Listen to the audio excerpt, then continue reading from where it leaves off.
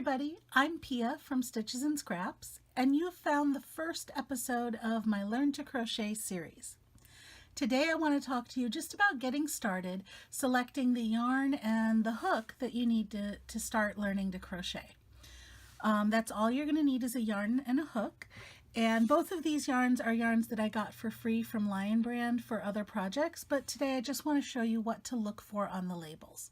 So let's get started. So this is the yarn that I'm actually going to be using for the remainder of this series. If you look at the label, you should be able to find the fiber content listed somewhere, and this one you can see is a 100% mercerized cotton yarn. Mercerized just means that it has a coating on it to make it shiny, which we really don't care about at this point. It's not important. Cotton yarn is very popular for first-time crocheters because it's very good for washcloths, which is a popular first-time project. I'm using cotton yarn because it has what we call good stitch definition, which means that when you work with it, you'll really be able to see your stitches very clearly. The only downside with cotton yarn is it is a little bit stiffer than some other yarns. And we are going to be learning for your first time some new movements with your hands. So if you have arthritis or anything like that, any sort of hand issues, you may find that your hands get a little more tired with cotton yarn, at least for your very first project. So what's a good alternative? Well, let's take a look at this one. This is a 100% acrylic yarn, which is a man-made fiber. It's a little bit softer, it's a little bit fuzzier, which is why your stitches won't show up quite as clearly, but you should still be able to see them just fine. So for a first project, I recommend either cotton or acrylic. If you happen to find a cotton and acrylic blend, that's even better. And they are pretty popular. You'll see them around. Acrylic's also a little bit cheaper than cotton in general, so if you're looking for something a little more affordable for your first project, acrylic is probably your best bet. So now we know the fiber content we want. Let's talk about the size of yarn that we want. And yarn size basically is the thickness of the yarn, and it's grouped into size categories. If you see this symbol here, this says that it's a size 4 medium weight yarn.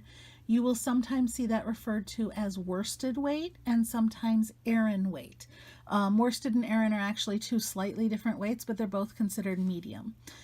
So any of that is fine. Worsted, Aran, or size 4 medium, that's a really good size for your first time crocheting.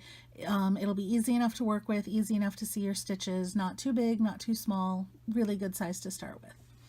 So now we have the size of the yarn and the fiber content of the yarn. Let's talk about some things not to do with your yarn for your first time crocheting.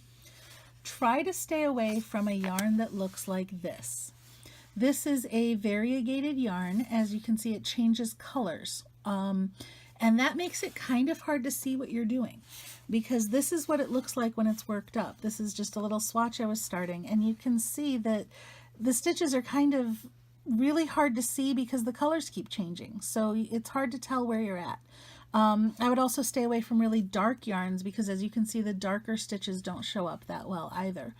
So stick with a medium tone or lighter color yarn that's nice and smooth and plain and nothing fancy, no bobbles, no thick and thin, nothing fancy with the yarn, no fur coming off of it, nothing like that.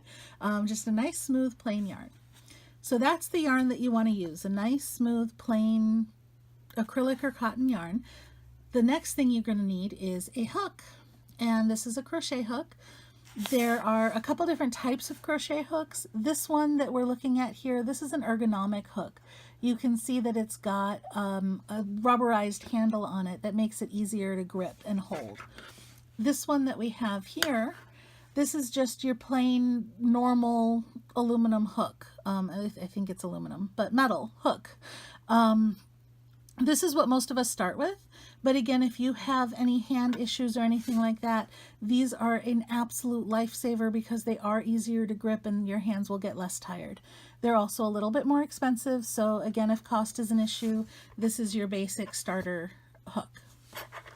So hooks come in multiple sizes. See all these letters and numbers on here? This H and 8, we are going to completely ignore that. A lot of hooks, like even this one, doesn't even show that letter and number size. Those are American sizing, and they're not consistent across brands. So we completely ignore that, and we look just at the millimeter size. And when I say they're not consistent, a lot of the sizes are consistent, but there are some sizes that are not, especially when you get into the larger size hooks. So to avoid any confusion, it's just best to ignore that and look at the millimeter sizing.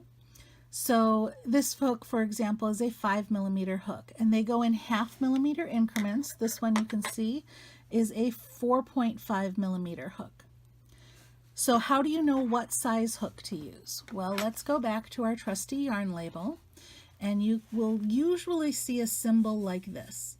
Now, if you don't see this actual symbol, look for something that says gauge, and it should have a recommended hook size in it. It might say something like 12 stitches times 15 rows in 4 inches with a size 6 millimeter hook. So that is the sizing that you're looking for. For starting out, for your very first time, go with the size that it says, or even go with a 0.5 millimeter larger, because most people when they first start have a tendency to work very tightly. So a slightly larger hook will give you a little more room to work. But the size that's on the label or slightly larger is perfect. So now we have our yarn and we have a hook, and that is all we need to get started.